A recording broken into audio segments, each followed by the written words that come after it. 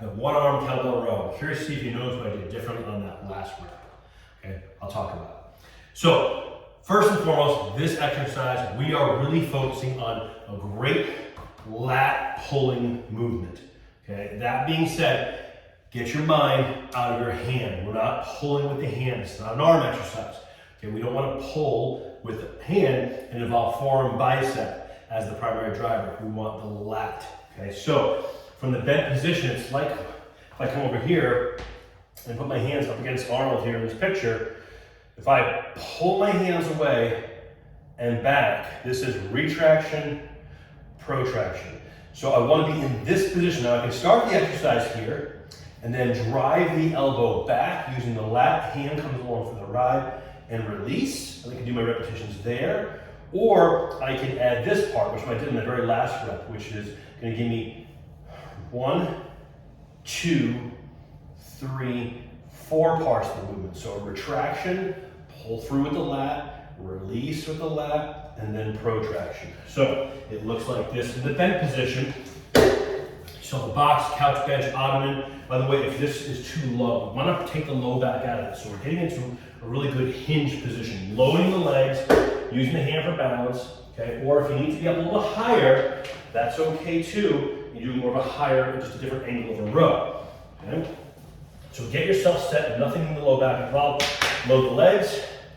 From here, I'm gonna start off, just come off the ground a little bit. The lat's getting stretched. Now if you're too low, like with a kettlebell, there's not gonna be any room for that lat, right, to get stretched. And quite frankly, I'm getting a little bit of a limited stretch at this point here. I'm getting some, so I can pull back. I still got plenty of range. Right there, haven't even really bent my arm yet. So pull, right up, release, hold it there, or add that extra component with the stretch. Now, I'll get to that in a second. I want to point out where we bring in the bell. We don't want to bring the bell too high up into the chest. We're actually kind of putting the hand in the pocket. The elbow is driving, okay? So keep that in mind. The elbow is driving back. I'm using my lat, but where do I put where's my hand end up? Hand ends up in the hip pocket is essentially what we're looking for. So here, right to the hip, right to the hip. Okay? Now, I'm gonna go this way as well, because I want you to see the positioning, okay? So I'm here, and you can see the bell coming right there through the center. Okay? That's different than what you may see sometimes where you put one foot back, 1 foot forward, and row this way, which is the way I've taught it in the past. I've moved away from that variation because when you start to get to much heavier loads and you're way stretched, we can end up being really stretched through the hip flexor and up into the abdominal wall. You start getting into some heavy loads with a big stretch in the abdominal wall, we can create some problems like a hernia. We don't want that, okay? So, get a more neutral stance. It's not gonna impact really your ability to lift a heavy load. And if it does drop your load a little bit, so what? You're putting yourself in a safer position and you're still exhausting the lats, so it's relative. So you might use less weight than you would maybe if you put your knee up on a bench as an example. We've seen this kind of version where my knee up on a bench, hand up on a bench, right? So what if you use a little bit less weight? But it's all relative because you're not maxing out in that position, right? So get yourself in position, lock it in, yeah, get a good row. Exhale as you pull, inhale down.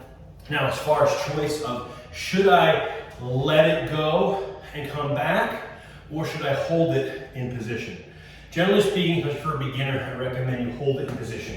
Get it set, and then work the lat through its range of motion without having to complicate things with all 4-part motion and the breathing that goes with that.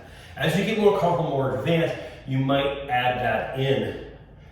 Then the other thing is, depending on what kind of a load we're shooting for, are we going a heavier load, lower reps, or a lighter load, more reps? So if I'm doing a really heavy load, say I want 4, 5, 6, maybe even up to 8 repetitions, I would use, just lock it in, pull, release, pull, release. If I'm using a lighter load, and I'm going maybe 10, 12, 15 or more repetitions, then I might actually go through the 4-part piece of the exercise or variation of the exercise. So a couple ways to do it, so make sure you're set. Always, if you've got questions, you come to me or one of the coaches at the Transformation Club. We're here to support you and make sure you're getting the most out of each exercise.